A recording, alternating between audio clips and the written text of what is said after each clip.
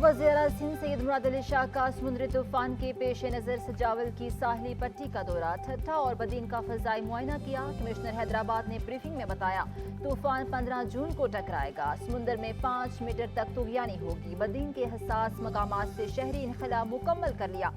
शाह मंदिर, जाती और कैटी बंदर से 50,000 लोगों को जल्द निकाल लिया जाएगा। पंजाब के बजट से मुतालिक वज़ीर-ए-आज़म शहबाज शरीफ की ज़ेर सदारत इजलास। निगरान वज़ीर पंजाब की भी शिरकत। तनख्वाहों में इजाफे और तरक्याती मनसूबों की तकमील पर तबादला ख्याल। अवाम को हर मुमकिन रिलीफ देने की हिदायत।